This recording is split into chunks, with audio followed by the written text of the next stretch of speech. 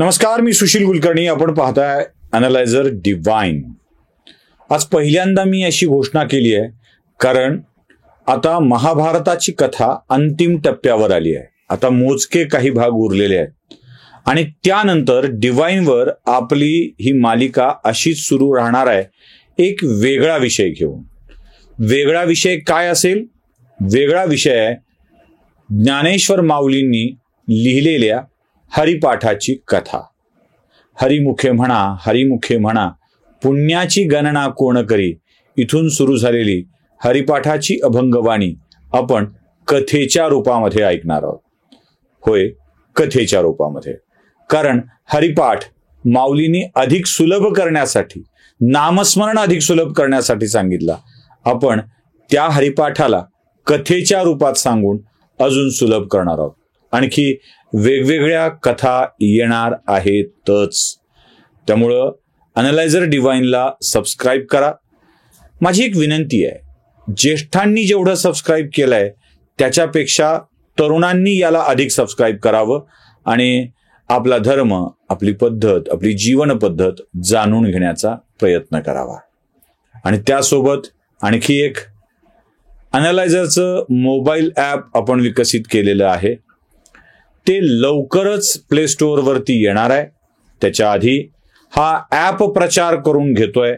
त्यामुळं या ॲप प्रचाराचा लाभ घेऊन, अपप्रचाराचा नाही, ॲप प्रचाराचा लाभ घेऊन आपण याला नक्की आपल्या मोबाईलमध्ये इन्स्टॉल करून घ्यावं. कुरुक्षेत्रावरच्या रणभूमीवर घडलेल्या भीषण नरसंहारानंतर युधिष्ठिराच्या मनामध्ये एक विचार आलाय आणि तो विचार म्हणजे, आता मला राजा व्हायचं नाही.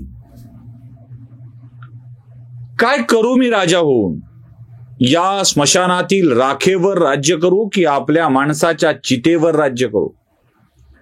त्यांच्या प्रेतावर राज्य करू की स्मृतीवर राज्य करू? हा प्रश्न युधिष्ठिराच्या मनामध्ये आहे. युधिष्ठिराला प्रत्येक जण समजावून सांगतोय तसं कृष्णानेही समजावून सांगितलंय. तुला माणूस म्हणून व्यक्तिगत जीवन जगण्याचा अधिकार नक्कीच आहे, पण राजा म्हणून तो तुला प्राप्त होत नाही. त्यासोबत तू हे राजा होण्यासाठीचा एकमेव पात्र व्यक्ती आहेस. हे युधिष्ठिराला समजावून सांगितल्यानंतर, ज्ञानप्राप्ती झाल्यानंतर युधिष्ठिर राज्याभिषेकाला तयार झालाय. खरं तर युधिष्ठिराचा हा दुसरा राज्यारोहण सोहळा. पहिला विसरला असेल म्हणून सांगतो. जेव्हा हस्तिनापुरातून इंद्रप्रस्थ नावाचं राज्य वेगळं केलं तेव्हा युधिष्ठिर राजा झाला होता. आणि गंमत बघा कशी असते, तेव्हाही इंद्रप्रस्थाची स्थापना करतानाही युधिष्ठिराला खांडववन अवघं जाळावं लागलं होतं. अवघं जाळावं लागलं होतं. आणि आता सुद्धा अग्नीच्या ज्वाळातूनच त्याचं हस्तिनापूरचं राज्यारोहण होत आहे. तेव्हा तो इंद्रप्रस्थाच्या अर्ध्या साम्राज्याचा धनी झाला होता. आता हस्तिनापूरच्या पूर्ण साम्राज्याचा धनी झालाय. उरलेल्या राजा राजवाड्यांना बोलवण्यात आलंय. राज्याभिषेकाचा सोहळा खूप आनंदाने होतोय. कारण आनंद तर करावा लागेलच, राजा होतोय तो. कुरुवंशाच्या ज्येष्ठ व्यक्तीसाठी असलेल्या जागेवरती आता युधिष्ठिर विराजमान झाला आहे आणि तिथे बसून तो आता हस्तिनापूरचा सम्राट होणार आहे. वेदमंत्रांच्या घोषामध्ये युधिष्ठिरावरती राज्याभिषेक झाला आणि या राज्याभिषेकाच्या नंतर कृष्णानं युधिष्ठिराला सगळ्यात मोठी एक जबाबदारी सांगितली आहे. कोणती जबाबदारी आहे ती? युधिष्ठिरा, तुझा राज्याभिषेक झाला आहे. तू आता हस्तिनापूरचा सम्राट झाला आहेस, चक्रवर्ती सम्राट झाला आहेस. तेव्हा आता हस्तिनापूर तुझ्या हातात सुरक्षित आहे, कुरुवंशातील ज्येष्ठ पुत्राच्या हातात सुरक्षित आहे. हा निरोप तुला एका व्यक्तीला द्यावा लागेल. कोण आहे ती व्यक्ती? ती व्यक्ती म्हणजे कुरुक्षेत्राच्या रणभूमीवर शरशय्येवर पडलेले पितामह भीष्म. जवळपास 57-58 दिवस पितामह भीष्म त्या शरशय्येवरती पडून आहेत. कारण युद्ध संपलंय, 18 दिवसाचं युद्ध संपलंय. त्यानंतर हा सगळा बराच मोठा प्रकार मध्ये घडलाय. आणि त्यानंतर युधिष्ठिर आपल्या पितामहांना आशीर्वाद घेण्यासाठी निघालाय. यातही कृष्णाचे 2 हेतू आहेत. पितामहांना इच्छा मरणाचं वरदान आहे. भीष्म कधी मरणार आहेत? भीष्म मरण्याचा तो दिवस नक्की आहे ज्या दिवशी भीष्मांना हस्तिनापूर साम्राज्य सुरक्षित हातामध्ये गेलं आहे असं वाटेल त्या दिवशी त्यांची जबाबदारी संपली. तोपर्यंत ते जीव सोडणार नाहीत. त्यामुळं युधिष्ठिर या सुरक्षित हातामध्ये हस्तिनापूर गेलं आहे याची जाणीव पितामहांना करून देणे म्हणजे त्यांच्या गमनाचा मार्ग मोकळा. एक, आणि पुन्हा पुन्हा पुन्हा पुन्हा या पांडवांना ज्ञान द्यावं लागतं. सोपं नाही. ही म्हणजे इतकं आवश्यक आहे ना की सारखं हे ज्ञान घ्यायला उत्सुक असतात. पितामहांच्या समोर नेऊन उभं केलं की ते ज्ञान देतील आणि त्यात युधिष्ठिर शहाणा होईल. मी तुम्हाला एक गोष्ट सांगतो. महाभारत असू दे की रामायण, एक गोष्ट नेहमी घडत आली आहे.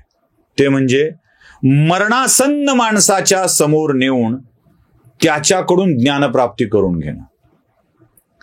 भौतिक साधनं, भौतिक संपत्ती मृत्यूनंतर वारसाकडे जातातच.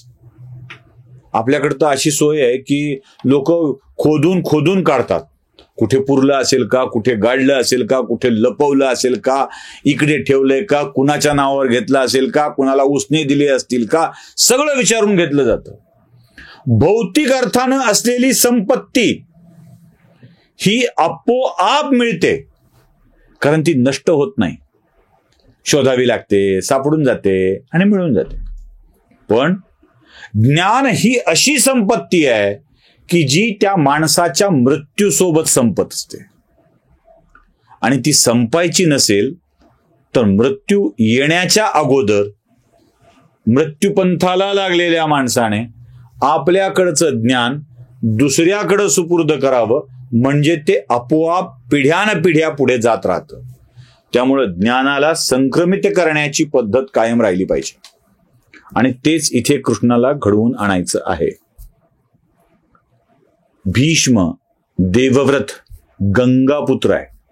शंतनू आणि गंगेचा पुत्र आहे तो.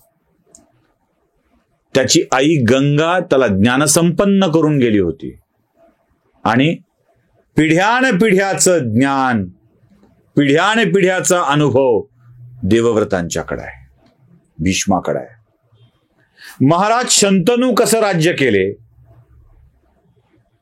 विचित्रवीर्याचं राज्य कसं होतं, चित्रांगदाचं राज्य, रुक्मांगदाचं राज्य कसं होतं, धृतराष्ट्र, पंडू, धृतराष्ट्र आणि त्यानंतर सगळे आलेले त्याचे एकूण माणसं कशी होती यांची माहिती भीष्मांना आहे.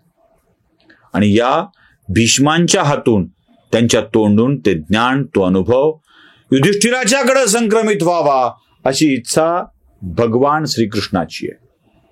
म्हणून दोन्ही अर्थाने त्यांच्याकडे नेलंय. ज्ञान संक्रमित करणे ही सुद्धा एक आवश्यकता आहे. 5 भाऊ भगवान कृष्ण आणि त्यांचे राजपुरोहित धौम्य ऋषी, एवढे सगळे.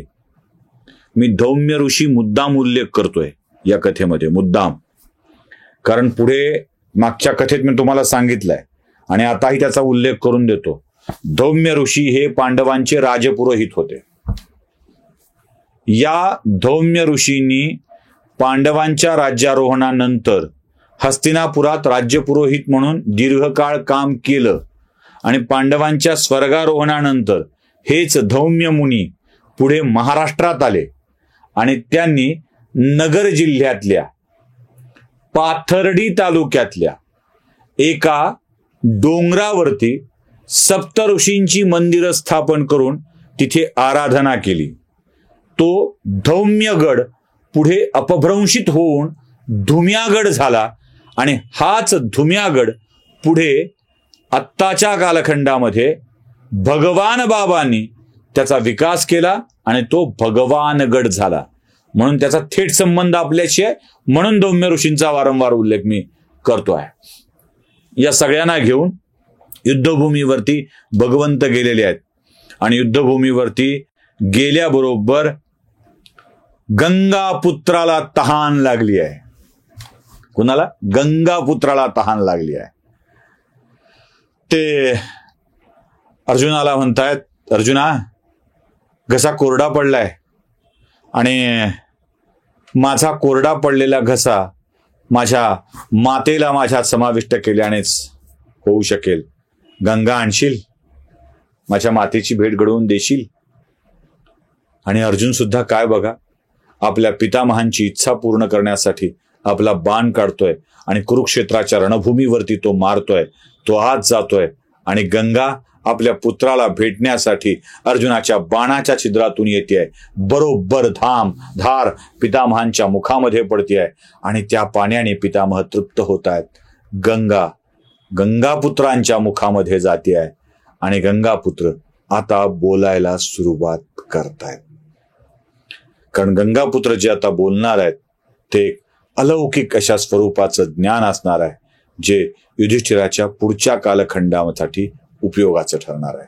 काय सांगतायत बघूया पुढच्या भागामध्ये. नमस्कार.